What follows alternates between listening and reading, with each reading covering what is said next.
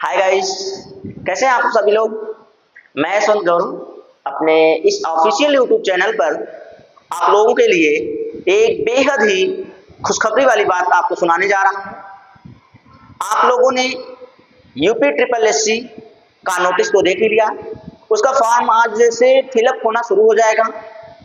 तो हमारी संस्था ने आप लोगों के लिए एक उपहार स्वरूप बैच शुरू किया, जिसमें ऑफलाइन बैच के साथ आपको ऑनलाइन बैच फ्री मिलेगा, पूरी तरह से निःशुल्क। ऑफलाइन बैच जो भी बच्चा हमारे यहाँ करेगा उसको ऑनलाइन बैच पूरी तरह से निःशुल्क मिलेगा। और वादा है दोस्त, आप लोग 60% से कम नहीं लेके आएंगे। कहीं होता है ना कि इतना नंबर लेके आइए, इतने ही परसेंटाइल को लिया ही उसने, आयोग ने इतनी ही परसेंटाइल के बच्चों को लिया, उसके बाद हमें बाहर कर दिया। तो ऐसी कोई बात ही नहीं होगी। आप लोगों ने पेट का एग्जाम भरा, हमसे तैयारी की, इसका मतलब है कि आपको मेंस में बैठने को मिलेगा। मेंस में बैठने को मिलेगा तो मेंस की भी तैयारी कराई जाएगी, सफलता आपके द्वारे आएगी। तो अगर आप अपनी सफलता सुनिश्चित करना चाहते हैं तो हमारे साथ जुड़ जाइए और अपने दोस्तों को भी बता दीजिए, धीरे से बताइए, क्योंकि जानते हैं सफलता क्या मांगती है? परिश्रम मांगती है। और मेहनत इतनी खामोशी से करो कि सफलता शोर मचा दे।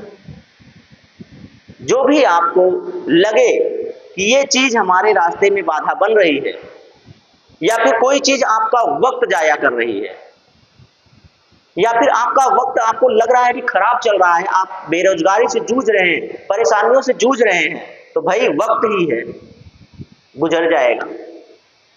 समय है, बदलेगा जरूर।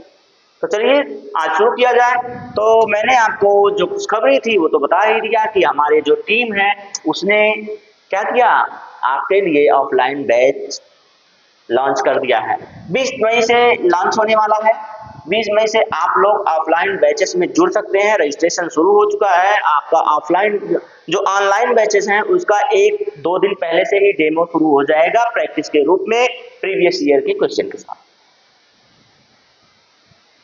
तो देर ना करते हुए अब जुड़ जाइए हम लोगों के साथ। बाकी आपके जो इस समय लगन चल रही है, शादी विवाह का माहौल चल रहा है, उससे आप लोग कोई दिक्कत नहीं है, आप उसमें अटेंड करिए, उसको कोई दिक्कत नहीं है। लेकिन इसको मत छोड़िए, अगर इसको छोड़ दिया तो फिर बाद में आप शादी ही अटेंड करेंगे, दूसरों की अपनी नहीं कर पाएंगे। चलिए, तो ये रहा प्रश्न आपका, आपके सामने, जल्दी से इसका उत्तर दीजिए। क्या है भाई उत्तर इस प्रश्न का? कौन सा प्रश्न है मैं भी देखता हूँ, पहले अपना काम कर लूँ थोड़ा सा। ये जो हमारा रोज का औपचारिक कार्य होता है, चलिए तो थोड़ा सा बड़ा कर दूँ, लीजिए। आप जो कहिए, आपकी बातें सराखों पर। पूर्वांचल कैरियर क्लासेस हमारा यूट्यूब चैनल, लीजिए। हाँ, गैस्ट्रोक्नीमियस मांसपेशी मानव शरीर के किस भाग में स्थित है? तो ये मांसपेशी के बारे में पूछ रहा है कि ये जो एक मिनट, गैस्ट्रोक्नीमियस मांसपेशी है, ये आपके शरीर में यानी कि मानव के शरीर में किस भाग में स्थित होता है, ये पूछा जा रहा है। तो आप जानते हैं ना कि आपका जो पैर होता है,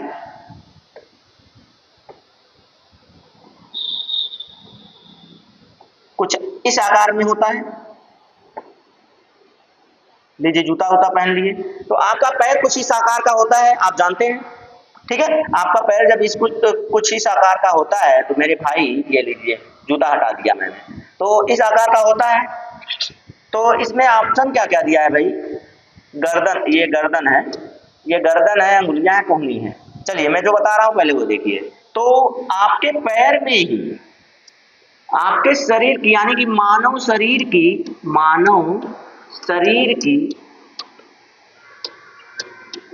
सबसे बड़ी हड्डी पाई जाती है, अस्थि पाई जाती है, जिसे हम लोग क्या कहते हैं? फीमर कहते हैं, मैंने बताया हुआ है। सबसे छोटी हड्डी कहाँ पाई जाती है वो भी मैंने बताया था, कान की हड्डी जो होती है ठीक है। और मैंने आपको बताया था MIS, मैंने आपको क्या बताया था, मिस। अरे मिस को आप बहुत मिस करते हैं, अपनी मिस को आप बहुत मिस करते हैं, पता है मुझे। तो इन ये जो MIS है, मिस है, इससे आप अंदाजा लगा सकते हैं। मैं आपको इसमें से बता दे रहा हूं, ये जो है यस, यस का मतलब है स्टेपीज, बाकी दो आप जानते रहिए। 3 हड्डियां पाई जाती हैं आपके कान में, ठीक है। सबसे छोटी हड्डी स्टेपीज। अब उसके बाद मैं बताऊंगा आपको, तो ये वाला जो भाग है, घुटने के नीचे का ये जो भाग है, इसी भाग में आपको ये जो पूछा है, क्या पूछा है भाई, गैस्ट्रोक्नीमियस मांसपेशी पाई जाती है। ये जो मांसपेशी होती है ना भाई मेरे दोस्त, मांसपेशी जो होती है गैस्ट्रोक्नीमियस, ये पाई जाती है कहां पर, तो आपके घुटने के नीचे पिछले वाले भाग में, निचली टांग में पाई जाती है। कहां पाई जाती है, निचली टांग में पाई जाती है आपके गैस्ट्रोक्नीमियस मांसपेशी, ठीक है। मजा आया प्रश्न को देखकर। देखिए प्रश्न ऐसे ही हो जो आपका दिमाग खोल दे, प्रश्न ऐसे ही हो जो आपका दिमाग खोल दें, आपको एकदम से भौचक्का कर दें। तो ये गैस्ट्रोक्नीमियस पढ़ते में ही आपकी हालत खराब हो जाएगी कि ये कौन सी मांसपेशी आ गई। तो कहां पाई जाती है भाई, ये देखिए आपका पैर है, घुटना, घुटना और ये रहा आपका पंजा, इन दोनों के बीच में जो गैस्ट्रोक्नीमियस मांसपेशी पाई जाती है, ठीक है। चलिए अच्छी बात है, आपका प्रश्न ये हल हो गया। चलते हैं अगले प्रश्न पर। ये रहा प्रश्न नंबर 2 आपके सामने। श्वसन के दौरान मनुष्य के द्वारा छोड़ी जाने वाली सांस कार्बन डाइऑक्साइड का प्रतिशत लगभग क्या होता है। छोड़ी जाने वाली सांस का लगभग प्रतिशत क्या होता है मेरे दोस्त। तो मैं आपको बताऊं कि ये होता है 79-21 और 79-21 के बाद हो गया, हाँ 0.3 और 0.3 हो गया। बाकी जो बचता है वो अन्य गैसें होती हैं, NOC, NOCO2, ठीक है। ये देखिए 91 से 1 मिलाएंगे क्या हो गया, ये 80 हो गया, 80 भी 100 सीधे सीधे हो गया। हाँ क्या हो गया, 79 से 1 मिलाएंगे क्या हो जाएगा, 80 हो जाएगा, 80 हो जाएगा, 80-20 ये तो बराबर हो गया। अच्छा हाँ 100%। तो ये कुछ माइनर सी चीजें होती हैं ना, ये माइनर सी, ये 20 प्लस, ये जो होती हैं ये 20 प्लस कुछ करके होती हैं, उसके बाद ये आती हैं। तो ये एक बनाते हैं, एक बना के तब जाके इसको पूरा करते हैं। तो लगभग में 21 माना गया है, तभी तो कह रहा हूँ मैं, कहा गया ये जोड़ इसका, ये लगभग 21 है, तो इतना जाता है। ये हम बाहर से अंदर ले जाते हैं, बाहर से अंदर लेते हैं, और अंदर से जब बाहर करते हैं, अच्छा मैं यहाँ से ऐसे लिखूं, इसको लिख दूं अंदर, ये अंदर ले जाते हैं। बाहर कितना छोड़ते हैं, कौन सी गैस को कितना बाहर छोड़ते हैं, ये पूछ रहा है। तो ये होता है मेरे दोस्त 17 और 4% में होता है, सब परसेंट में होते हैं, ठीक है। तो ये देखिए, ये अंदर जाने की क्रियाएं हैं, ये बाहर आने की क्रियाएं हैं, जो आप गैस वायुमंडल से ले जाते हैं और वायुमंडल में गैस को छोड़ते हैं। तो वही गैसें हैं आपकी कि अब इसमें पूछा क्या, कार्बन डाइऑक्साइड का प्रतिशत है लगभग 4%। ये देखिए आंसर बन गया। क्या करते हैं, छोड़ते हैं, छोड़ी जाने वाली, छोड़ने की बात कर रहा है। देखिए इतना छोड़ा जाता है, लिया इतने जाता है, छोड़ा इतना जाता है, क्योंकि अंदर जाने के बाद जो वायु होती है वो जब हमारे ब्लड से मिलती है तो ब्लड की अशुद्धियों को लेकर वो अशुद्ध होकर कार्बन डाइऑक्साइड के रूप में परिवर्तित हो जाती है और ज्यादा मात्रा में बाहर निकल के आती है, ठीक है। अब आपको समझ में आ गया होगा कि हम लोग सांस में लेने में क्या क्या गैसें लेते हैं। एक होता है नाइट्रोजन, दूसरा होता है ऑक्सीजन, तीसरा होता है कार्बन डाइऑक्साइड, और चौथी जो अन्य गैसें हैं वायुमंडल में, उन गैसों को ले जाते हैं और उन गैसों का कोई नाम जिक्र होता नहीं है। तो यही अंदर ले जाते हैं, यही बाहर छोड़ते हैं, इन्हीं में से हमारी जो मुख्य क्रियाएं होती हैं हो जाती हैं। ये 79 दोनों में होता है, और ये 21 से 17 पे आ जाता है, और ये 0.03 से ये 4 पर आ जाता है। 0.4 पे नहीं है, सिर्फ 4 पे आ जाता है, ठीक है। ये बातें आपके लिए होनी चाहिए, आपकी क्रिस्टल क्लियर होनी चाहिए ये सारी बातें। चलिए आते हैं प्रश्न नंबर 3 पर। ये रहा, ब्लू बेबी सिंड्रोम भूजल में खनिज प्रदूषण कारण होता है। खनिज प्रदूषण का मतलब किस कारण से होता है, खनिज में कौन सा प्रदूषण ऐसा मिल जाता है भूजल में, खनिज जो होता है, कौन सा खनिज ऐसा होता है जो इसमें मिल जाता है तो उसे प्रदूषित करके ब्लू बेबी सिंड्रोम का कारण बनता है। ब्लू बेबी सिंड्रोम में बच्चा जानते हैं आप लोग, उसका शरीर नीला पड़ने लगता है, तो नीला पड़ने लगता है उसी को ब्लू बेबी सिंड्रोम कहते हैं। और सिंड्रोम ये जो होता है किसके कारण होता है, तो इसमें आपको पोटेशियम दिख रहा है, नहीं। मैग्नीशियम दिख रहा है, ये भी नहीं होता है। मैग्नीज नहीं होता है। नाइट्रेट, ये जो नाइट्रेट है मेरे प्यारे दोस्त, नाइट्रेट, अगर नाइट्रेट की अधिकता हो गई भूजल में नाइट्रेट की अधिकता हो गई तो बच्चे को जब ये पिलाया जाता है पानी तो उसको क्या हो जाता है, ब्लू बेबी सिंड्रोम हो जाता है, ब्लू बेबी सिंड्रोम हो जाता है। ठीक है, शरीर नीला पड़ने लगता है बच्चे का, इसी को कहते हैं ब्लू बेबी सिंड्रोम। कोई समस्या नहीं होने वाली। आइए, ये रहा प्रश्न नंबर 4। छोटी आंत का उंगली की तरह एक छोटा हिस्सा जो पोषक तत्वों को सोख लेता है। अब ये देखिए, जो छोटी आंत होती है लंबाई में बड़ी होती है, जो छोटी आंत आपकी होती है वो लंबाई में बड़ी होती है। लंबाई में क्या होती है मेरे दोस्त, तो लंबाई में ये क्या होती है, बड़ी होती है। तो आपको भी समझना चाहिए, जब लंबाई में बड़ी होती है, देखिए दो होती हैं आंत, जो होती हैं वो दो आंतें होती है, एक होती है बड़ी आंत और एक होती है छोटी आंत, जिसे आप लोग क्षुद्रांत कहते हैं। छोटी आंत, बृहदांत्र या छोटी आंत लीजिए। अब ये हो गया। तो बड़ी आंत जो होती है ये व्यास में बड़ी होती है। ये क्या होती है भाई, व्यास में बड़ी होती है। छोटी आंत लंबाई में बड़ी होती है। छोटी आंत क्या होती है, लंबाई में बड़ी होती है, लगभग 6 से 7 मीटर लंबी होती है। कितनी, लगभग 6 से 7 मीटर लंबी, यानी कि लगभग 21 फीट के आसपास होती है। 21 फीट के आसपास, 21 फीट के आसपास होती है लंबाई इसकी। तो सोचिए, छोटी आंत नाम छोटा है। जैसे होता है ना कि घर में जो सबसे बड़ा लड़का होता है उसका नाम छोटू पड़ जाता है, क्योंकि वो एज में छोटा होता है, इसलिए उसका नाम छोटू रख देते हैं।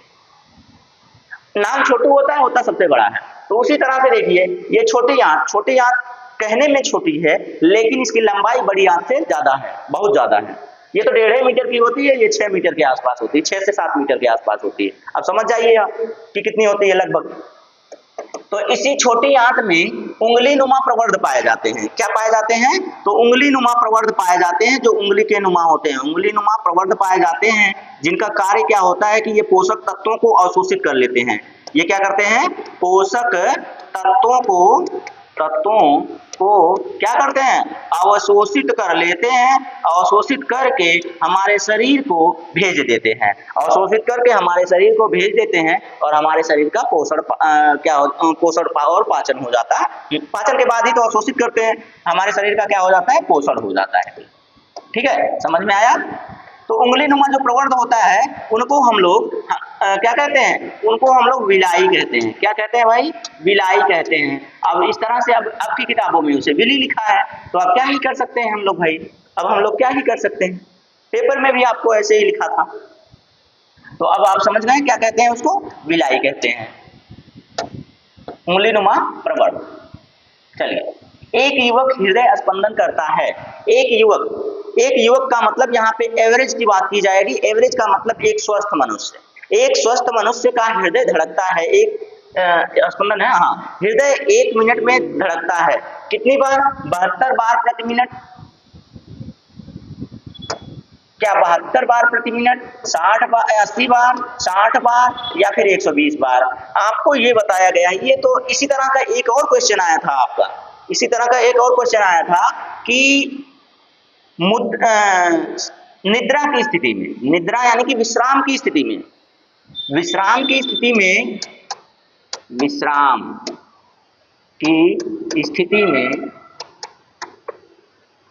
मनुष्य, स्वस्थ मनुष्य का हृदय स्पंदन होता है। तो ये था आपका, ये आपका कितना था, 65 से 80 बार था। ये कितना था, 65 से 80 बार था। अब ये जो कह रहा है हृदय स्पंदन कितनी बार होता है, तो ये तो भाई यही है ना, 72 बार। ये तो सीधा सीधा बात है ना कि 72 बार। इसमें आप लोग कंफ्यूजन में पड़े थे, ये क्योंकि विश्राम अवस्था में पूछा था, ये आपको नॉर्मली अवस्था में एक युवक का पूछ लिया है, तो ये नॉर्मल अवस्था यानी कि सामान्य अवस्था पूछा गया है। ये सामान्य अवस्था पूछी गई है कि सामान्य अवस्था जो होती है लगभग कितनी बार धड़कता है, तो 72 बार धड़कता है। दोनों में अंतर है भाई, दोनों प्रश्न आया था, वो ऑपरेटर वाले में आया था आपके यूपीपी ऑपरेटर में, और ये आया है आपके यूपीएसआई में। चलिए, दोनों जगहों पे प्रश्न आया था, दोनों मैंने बता दिया। चाय में कौन सी मनोप्रभावी दवा पाई जाती है? चलिए, तो चाय में पूछा है कि चाय की हमें लत क्यों लग जाती है? मुझे तो तेरी लत लग गई। टी, टी यानी कि चाय। चाय में कौन सा ऐसा पदार्थ होता है जो हमारे मस्तिष्क को प्रभावित करता है, यानी कि लत लगा देता है, उसके हम लोग क्या हो जाते हैं, उसके हम लोग आदी हो जाते हैं। कौन सी ऐसी दवा मनो प्रभावित दवा होती है, जरा बता दीजिएगा। तो कौन सी दवा होती है? तो आपने नाम सुना होगा कैफीन का। क्या नाम सुना होगा? कैफीन का नाम सुना होगा। और सुर्ती में कौन सा पाया जाता है? जो तंबाकू आप कहते हैं, तंबाकू में कौन सा पदार्थ पाया जाता है जो हमें लती बना देता है, यानी कि हमें उसका लस्टी बना देता है? तो कौन सा होता है मेरे दोस्त? तो निकोटीन इसमें पाया जाता है ना। क्या पाया जाता है? निकोटीन नामक पदार्थ पाया जाता है जो हमें आदती बना देता है, उसका हमारे मस्तिष्क पर प्रभाव डालता है। चाय में कैफीन पाया जाता है, तंबाकू में निकोटीन पाया जाता है। तंबाकू में क्या पाया जाता है? निकोटीन पाया जाता है। और चाय में क्या पाया जाता है वो भी देख लीजिए, ठीक है। तो ऐसी बातें हैं। हेलो, 10 मिनट में करें, करते हैं 10 मिनट, ठीक।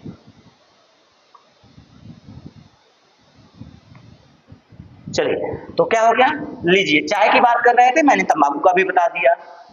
अब ये जो कैफीन होता है ना, ये आपकी जो मस्तिष्क होता है आपका, उस पर प्रभाव डालता है। उस पर क्या करता है? प्रभाव डालता है।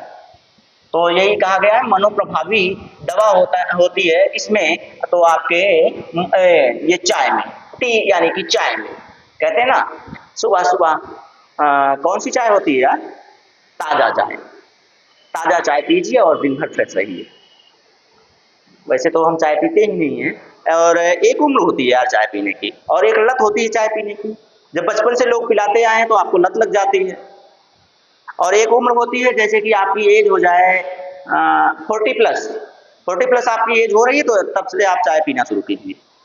अच्छी बात होती है, तब आपको तरोताजा रखने का कार्य करता है ये। चलिए, ये हो गया।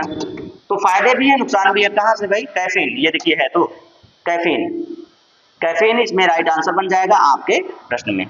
मजा ही आ जाता है जब दोस्तों के साथ आप बैठिए, चाय और पकोड़े मिले, हल्की हल्की बारिश हो, चाय और पकोड़े मिल जाएं, आराम से दोस्तों के साथ बैठिए, गप्पे मारते हुए चाय पीजिए, देखिए क्या आनंद आता है। जिंदगी का मजा ही कुछ और होता है उस समय।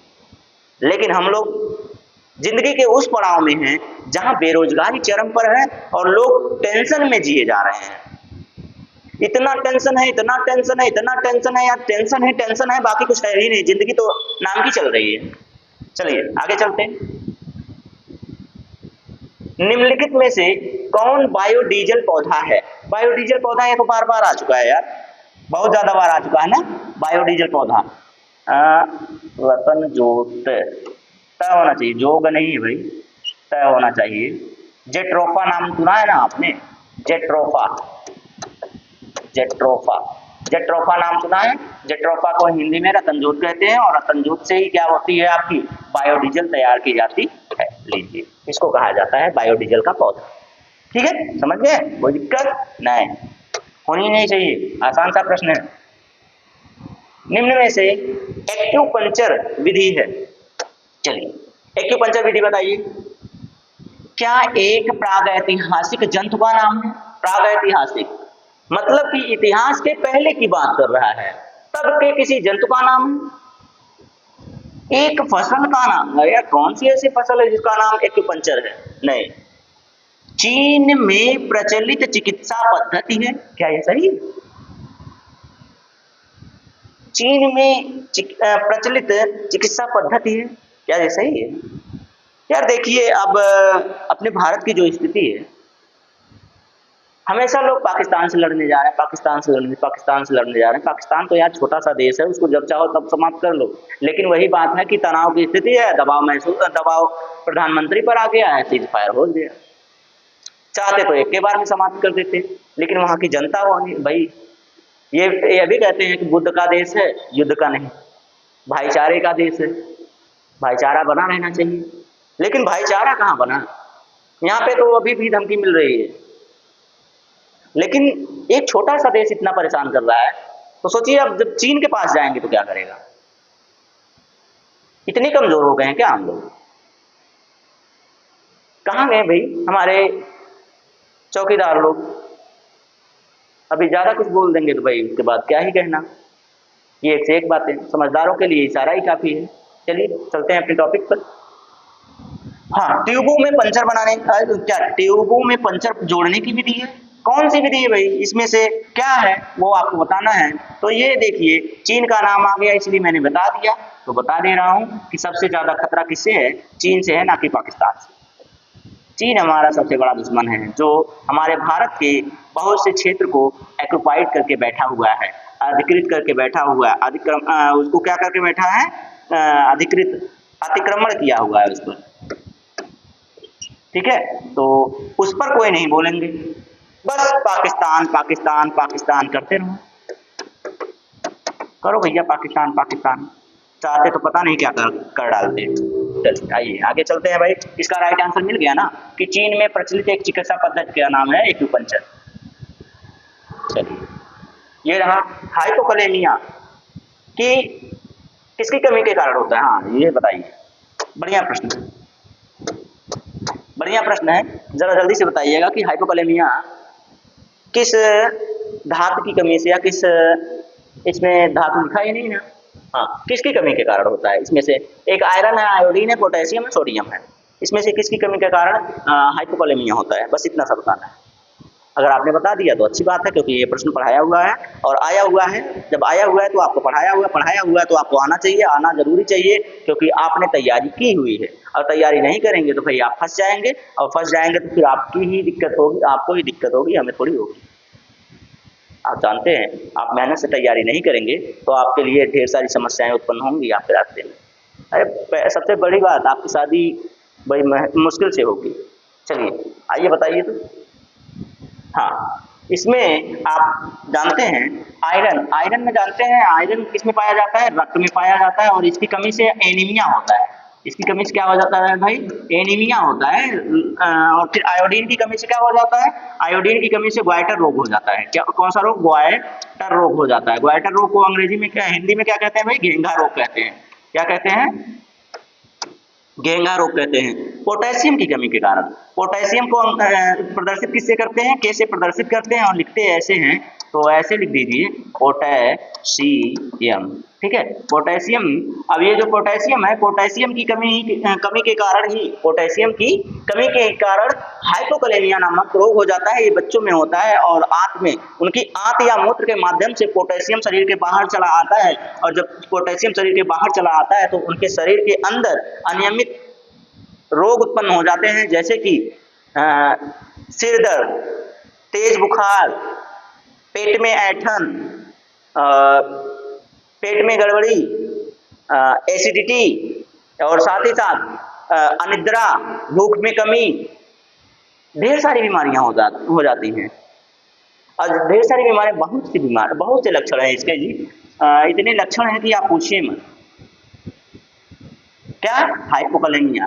हाइपोकलेमिया में क्या होता है कि पोटेशियम जो होता है ना वो आंत से या फिर आंत के बजाय किसे, मूत्र के माध्यम से, मूत्र के साथ शरीर से बाहर निकलने लगता है। और जब ये बाहर निकलने लगता है तो इसकी कमी हो जाती है और हाइपोकलेमिया रोग हो जाता है, जिससे ढेर सारी बीमारियां आपके शरीर में आपको ग्रसित हो जाता है। आप उससे क्या हो जाते हैं, ग्रसित हो जाते हैं। और ग्रसित हो जाते हैं तो आपकी इम्यून सिस्टम जो होती है वो कमजोर हो जाती है। कमजोर होने से जानते हैं कि फिर आगे बहुत से रास्ते खुल जाते हैं रोगों के लिए। चलिए अगला है 10वां प्रश्न आपके लिए, बच्चों को होने वाला बौनेपन का रोग किसकी कमी के कारण होता है। किसकी कमी के कारण होता है भाई, ये भी पढ़ाया हुआ प्रश्न है। देखिए प्रश्न ही गलत, ये ऑप्शन ही गलत लिखा हुआ है। ये बायरॉक्सिन नहीं है, थायरॉक्सिन है। तो मैंने एक बताया था कि आपकी सांस की जो नली होती है, सांस नली यानी कि गर्दन, सांस की नली कहाँ होती है, गर्दन में होती है। गर्दन के सामने वाले भाग में जो सांस की नली होती है, सांस की नली के पास आपके पास एक थायराइड नाम की ग्रंथि होती है। थायराइड नाम की एक ग्रंथि होती है। ठीक है, थायराइड नाम की जो ग्रंथि होती है, अब देखा आपने, ये ग्रंथि होती है। ठीक, थायराइड नाम की ग्रंथि होती है, इसी से थायरॉक्सिन नाम का हार्मोन निकलता है। इसी से कौन सा नाम का, थायरॉक्सिन नाम का हार्मोन निकलता है, थायरॉक्सिन नामक हार्मोन निकलता है। अब जो थायरॉक्सिन नामक हार्मोन निकलता है, अगर यही ना निकले थायरॉक्सिन नामक हार्मोन, यही हार्मोन ना निकले तो इंसान के शरीर की जो वृद्धि होती है, जो विकास होता है वो रुक जाता है और इंसान अपने औसतन हाइट से कम हाइट पे रह जाता है। यानी कि उसकी हाइट, जैसे कि आपकी हाइट है मान लीजिए औसतन हाइट जो मानी गई 5 फीट, 5 फीट आपकी हाइट है तो उसकी हाइट 3 फीट हो जाएगी। अब बताइए 3 फीट का इंसान जो होगा वो कैसा लगेगा, देखने में क्या लगेगा, 3 फीट का इंसान बौना ही तो लगेगा। तो थायरॉक्सिन हार्मोन्स के कारण ये बीमारी हो जाती है कि बच्चे क्या रह जाते हैं, जो बच्चे होते हैं उनकी हाइट नहीं बढ़ पाती, उनकी लंबाई नहीं बढ़ पाती और बौनेपन का शिकार हो जाते हैं। ठीक है, पैराथायराइड भी बगल में होती है, चलिए उसको बाद में देखेंगे। आइए, पोलियो टीके के लिए नैनो पैच का आविष्कार किसने किया था। अब ये नैनो पैच देखिए, पोलियो का टीका सबसे पहली बात तो ये है, पोलियो वैक्सीन की खोज किसने की थी, पोलियो वैक्सीन की खोज किसने की थी, जरा बताइएगा तो। एक मिनट यार,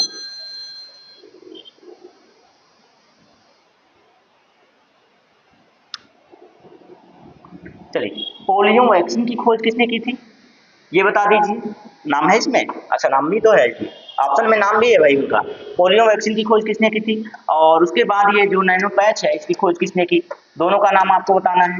नैनो पैच थोड़ा जल्दी करेंगे, जल्दी से बता दें, हम ही बता दे रहे हैं। तो जोनास साल्क नाम है ना इसमें, जोनास साल्क, जोनास साल्क महाराज जो हैं वही हैं पोलियो वैक्सीन की खोज की थी। और उसमें नैनो पैच जो आपको डायरेक्टली इम्यून सिस्टम पे आपके प्रभावी होता है, आपके इम्यून सिस्टम पर क्या करता है, डायरेक्टली प्रभाव डालता है, वो है नैनो पैच। और इसकी खोज मार्क कैंडल ने की थी, किसने की थी, मार्क कैंडल ने की थी। अब ये ऑप्शन नंबर बी में है और यही आपका राइट आंसर बन गया, यही आपका राइट आंसर हो गया। तो चलिए अभी देखते हैं यार कितने प्रश्न है, थोड़ा सा काम आ गया है, हो गया है लगभग हो गया है, एक प्रश्न दो प्रश्न और रह गए हैं, इसको खत्म करके फिर चलते हैं। चलिए कोई दिक्कत नहीं, मैं सोचा कि छोड़ना ही पड़ जाए। चलिए, निम्नलिखित में से कौन सा यौन संचारित रोग नहीं है, निम्नलिखित में से कौन सा यौन संचारित रोग नहीं। यौन संचारित का मतलब होता है कि असुरक्षित तरीके से यौन संबंध बनाना, असुरक्षित यौन संबंध बनाना, शारीरिक संबंध बनाना, ठीक है, संबंधित रोग है, ठीक है। चलिए रोग है और ये एक संक्रमित रोग नहीं है पूछा है उसने, तो इसमें से कौन सा नहीं है भाई, इसमें से क्लैमिडिया है, प्रमेय, गोनोरिया है और यकृत, ये यकृत होना चाहिए, यकृत शोथ भी है, टाइफस नहीं है इसमें से, टाइफस इसमें से नहीं है भाई, थोड़ा जल्दी में है तो जल्द से इसको देख लिया जाए और आगे बढ़ा जाए। आ जाइए इस प्रश्न का, क्यों बुखार किस जीवाणु के कारण होता है, क्यों बुखार किस जीवाणु के कारण होता है, जरा ये बताना भाई। अच्छा, ये एक जीवाणु जनित रोग है, ये क्या है भाई, जीवाणु जनित रोग है, ये क्या है, जीवाणु जनित रोग है, यानी कि बैक्टीरिया से होने वाला रोग है और इसका नाम जो है कॉक्सियला बर्नेटी है, इसका नाम क्या है, कॉक्सियला बर्नेटी है। और क्यू नाम का बुखार होता है इससे, कौन सा बुखार होता है मेरे दोस्त, क्यू नाम का बुखार, ऐसे लिख दीजिए ना, क्यू बुखार।